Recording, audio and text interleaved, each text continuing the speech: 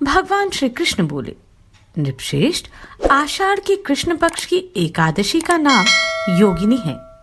वे बड़े बड़े पातकों का नाश करने वाली है। संसार सागर में डूबे हुए प्राणियों के लिए वह सनातन नौका के समान है। तीनों लोकों में यह सारभूत व्रत है। अलकापुरी में राजाधिराज कुबेर रहते हैं।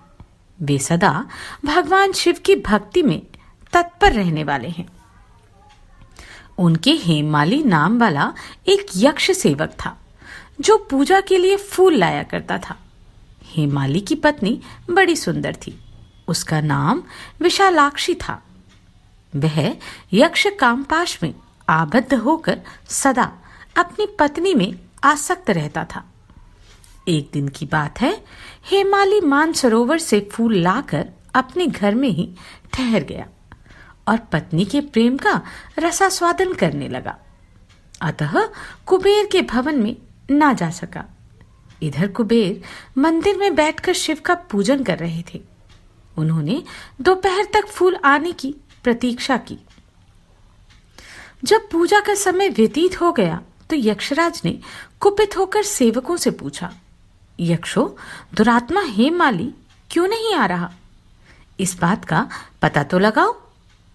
यक्षों ने कहा, राजन, वह तो पत्नी की कामना में आसक्त हो अपनी इच्छा के अनुसार घर में ही रमण कर रहा है।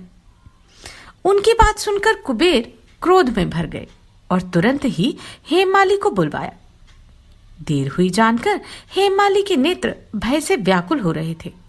वे आकर कुबेर के सामने खड़ा हुआ। उसे देखकर कुबेर की आंखें क्रोध से लाल हो गईं। वे बोले, ओ पापी, ओ दुष्ट, ओ दुराचारी, तूने भगवान की अवहेलना की है। अतः कोढ़ से युक्त और अपनी उस प्रियतमा से वियुक्त होकर इस स्थान से भ्रष्ट होकर अन्यत्र चला जा। कुबेर के ऐसा कहने पर वह उस स्थान से नीचे गिर गया।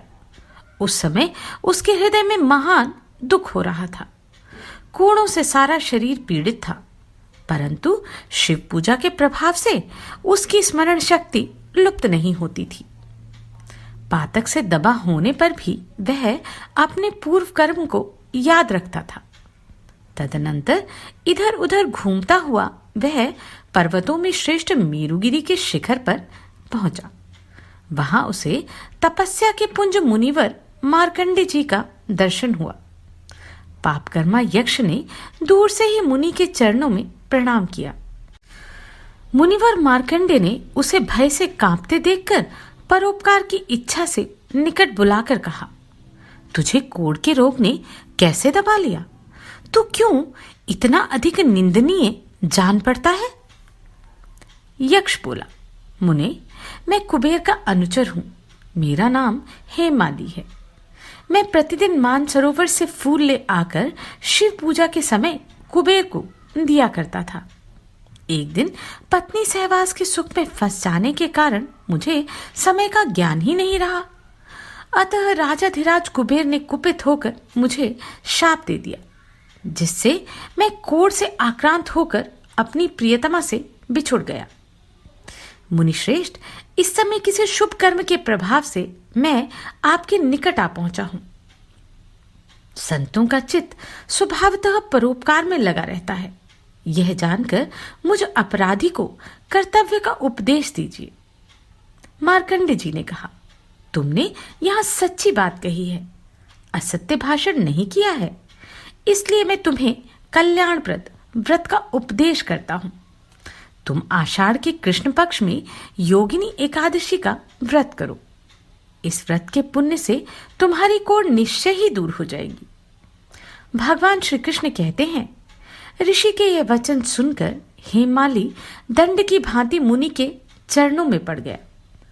मुनि ने उसे उठाया, इससे उसको बड़ा हर्ष हुआ।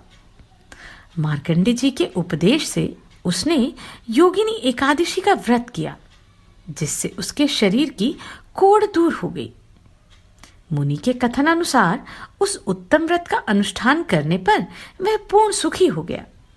नृपश्रेष्ठ, यह योगिनी का व्रत ऐसा ही है। जो 88,000 ब्राह्मणों को भोजन कराता है, उसके समान ही फल उस मनुष्य को भी मिलता है जो योगिनी एकादशी का व्रत करता है। योगिनी महान पापों को शांत करने वाली और महान पुण्य फल देने वाली है।